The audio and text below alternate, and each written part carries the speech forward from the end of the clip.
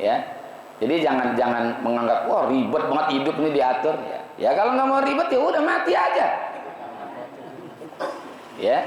Nanti haram yang sifatnya perbuatan.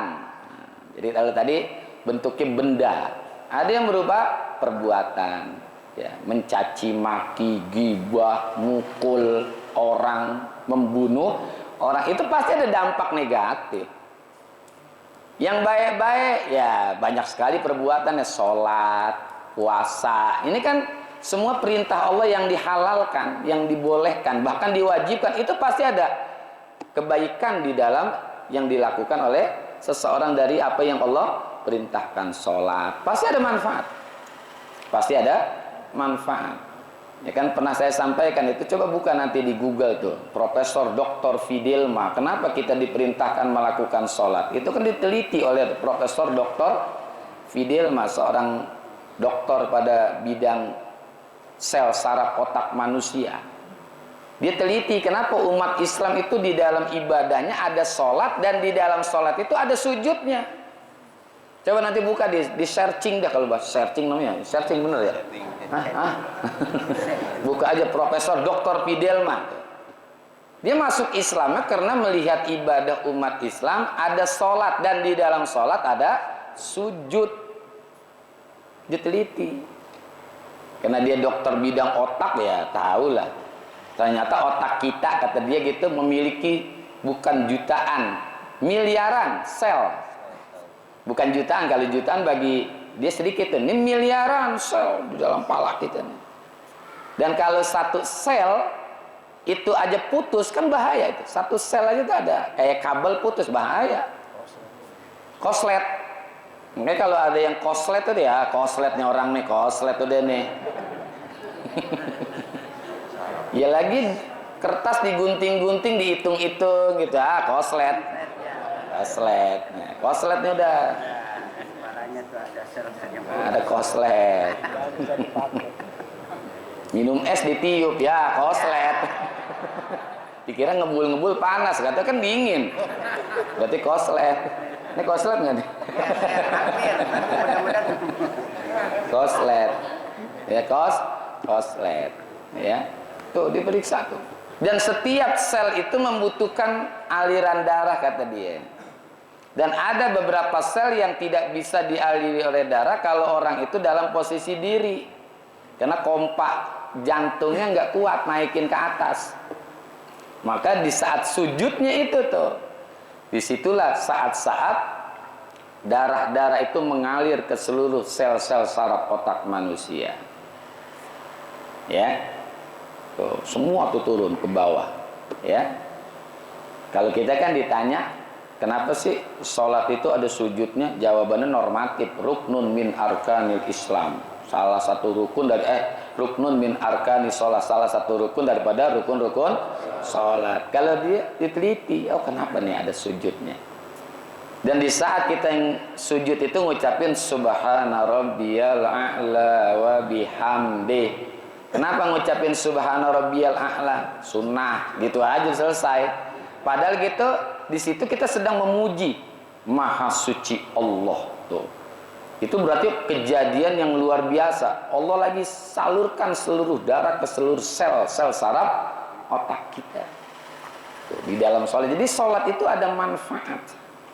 Belum lagi kan ada saya pernah lihat tuh gerakan-gerakan kita. Kenapa mesti ruku begini? Kenapa nanti begini duduknya? Tasyahud awalnya kok duduknya begini? Ternyata itu ada hal-hal yang baik di dalam ibadah kita. Puasa juga tuh. Ya puasa semua dah. Ya, ada zakat, ada manfaat juga buat siapa? Buat saudara kita. Kan kita saling berbagi di saat berzakat. Belum lagi haji, itu pasti ada. Makanya Al-Imam Al-Ghazali, beliau itu banyak kitabnya. Itu ya kitab yang saya baca sama guru saya, kayak Mau'izatul Mu'minin. Itu beliau nggak menyebut tentang hukum-hukum ibadah, tapi adab-adab ibadah. Ya, adabus shalah, adabus shaumi, adabus zakati, adabul hajj.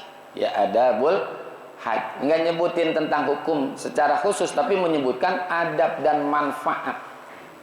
Ya, adab dan manfaat. Ya, cara minum kan diatur dalam agama. Kenapa nggak boleh minum berdiri? Nah, itu ada manfaatnya. Kenapa Rasulullah ajarkan tuh ketika kita buang hajat sambil duduk, ya kan? Kencing gitu, kan duduknya diatur lagi. Itu diatur semua aturan, ya. Kan kencing boleh duduk, boleh juga berdiri. Yang nggak boleh lari. Duduk boleh, itu lebih bagus. Duduknya lagi diatur lagi. Bagaimana nih duduk nih? Dengkul kita yang kanan di depan, yang kiri neken di bawah. Itu cara duduk dalam keadaan kencing.